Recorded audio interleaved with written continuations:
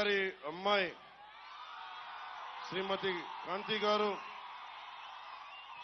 వారి అల్లుడు శ్రీ చందు గారు నాకు ఒకటే చెప్పారు ఈ రోజున. నాకు నిజంగా అమ్మ, నేను మీ ఇంత తుని ప్రత్యేకించి అల్లూరి సీతారామరాజు పాదాల సాక్షిగా చెప్తున్నా, నాకు వారికి ఒక కుమార్తె ఉన్నందని కూడా అన్న విషయం నాకు తెలియదు. కాంతి గారు ఉన్నారు అన్న విషయం కూడా తెలియదు నాకు. నేను మనస్ఫూర్తిగా చెప్తున్నాను, నాన్నగారిని ఒక మాట అనాలని కానీ ఆయన వైసీపీకి వెళ్ళినా నాకేం ఇబ్బంది లేదు, గౌరవిస్తాను పెద్దల్ని. ఈ రోజున తుని సభ సాక్షిగా చెప్తున్నాను, కాంతి గారు జాయిన్ అవుతానంటే నేను ఒకటే మాట చెప్తున్నాను, నేను తండ్రికి కుటుంబానికి కూతురికి వేరు చేసే వ్యక్తిని కాదు. నేను మీ నాన్నగారికి నాకు ఎందుకంటే ఒక తండ్రి బాధ నేను అర్థం చేసుకోగలను, అలాగే తల్లి ఒక కూతురు బాధ్యత నేను అర్థం చేసుకోగలను. నేను మీకు మాట ఇస్తున్నాను, మీకు నేను గౌరవం ఇచ్చే బాధ్యత మీ వారికి, మీ ఇద్దరికి. కానీ ఈరోజు నేను మాట్లాడి మీకు కండువా వేస్తే నేను నాన్నగారిని ఆయనకి ఎందుకు ఆయనకి ఇబ్బంది కలగదు. ఆయనకి పెద్దవారు 10 మాటలు అంటారు, పెద్దలు ఏమంటారు 10 సార్లు తిడతారు, మనల్ని భరించాలి మనం.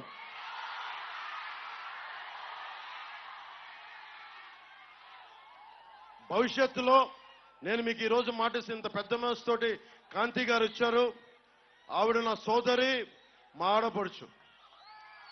నేను మిమ్మల్ని ఎన్నికలకి వాడుకున్నాడు పవన్ కళ్యాణ్ జనసేన అన్నది కాకుండా, నేను మీ నాన్నగారి దగ్గరికి మీరు నన్ను మీ ఇంటికి తీసుకెళ్ళండి, మీతో పాటు అప్పుడు నేను మీ ఇంటికి వస్తాను.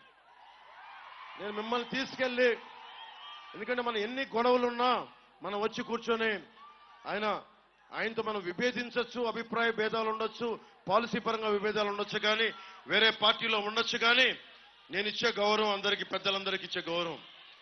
మనం కలిసి ప్రయాణిస్తున్నాం, కలిసి ఉండాలి, విడిపోకూడదని కోరుకుంటున్నాం. నేను సగటు రాజకీయ నాయకుడిని కాదు, నేను మీ ఇంటి వాడిని, మీ కుటుంబ సభ్యుడిని, మీ సోదరుల్లో ఒకరిని, మీ అన్నదమ్ముల్లో ఒకరిని, సాటి మనిషిని, మానవ హక్కుల్ని కాపాడుకోవాలనుకునేవాడిని. నేను ముఖ్యంగా సోదరి కాంతి గారికి, వారి శ్రీవారు చందు గారికి కూడా ప్రత్యేకించి నేను మాటిస్తున్నాను, మిమ్మల్ని అందరి కుటుంబ సభ్యులతోటి మిమ్మల్ని తీసుకెళ్లి అప్పుడు నేను జనసేనలో మిమ్మల్ని సంపూర్ణంగా ఆహ్వానిస్తాను. ఈ రోజున జనసేనలో ఉన్నారు, కానీ మిమ్మల్ని చెయ్యపట్టి సగర్వంగా తీసుకెళ్లి నేను నాన్నగారి దగ్గర తీసుకెళ్లి మరి మీరు తీసుకెళ్ళండి, ఆయనకి చెప్పి మిమ్మల్ని తీసుకొస్తానని మనస్ఫూర్తిగా. ఇక్కడ మీరు బాగుండాలి, తల్లిదండ్రులు దీవెన ఉండాలి ఎవరికైనా. నాకు ఇట్రమ్మా, మీరు ఇట్రండి,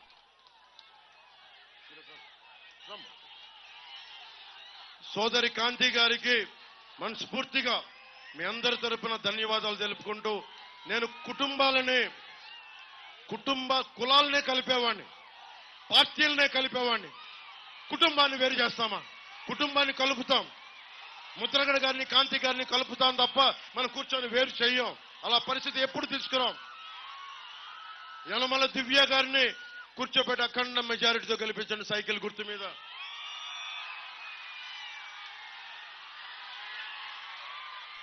వంగల్పూడి అనిత గారు, అమ్మ మీరు ఇటువంటి పాయికరావుపేట నుంచి పోటీ చేస్తున్నారు. జనసేన మద్దతుదారులందరూ అందరూ భారీ మెజారిటీతో గెలిపించండి. నా సోదరుడు ఉదయ్ శ్రీనివాస్ ఉన్నాడు, వారిని గాజు గ్లాస్ గుర్తు మీద గెలిపించండి. నేను మీకు ఈ రోజున మాటిస్తున్నా, వచ్చే ఎన్నికల్లో ఎప్పుడు ఎన్నికలు వచ్చినా సరే వచ్చే ఎన్నికల్లో కాంతి గారిని జనసేన అభ్యర్థిగా నిలబెడతాం. భవిష్యత్తులో సత్తా ఉంది, బలం ఉంది, గుండెల్లో మాటని బలంగా చెప్పగలిగేది ఉంది. నేను ఒకటే చెప్తా ఉన్నా, మనుషుల్ని కలుపుతాం తప్ప, కుటుంబాల్ని కలుపుతాం తప్ప వేరు చెయ్యం. మేము నిలబడతాం మాట మీద. అలాగే పెద్దలు యనమల రామకృష్ణ గారికి ఇక్కడ లేకపోయినా వారికి నా హృదయపూర్వక నమస్కారాలు తెలియజేసుకుంటా ఉన్నా. ఇక్కడికి వచ్చిన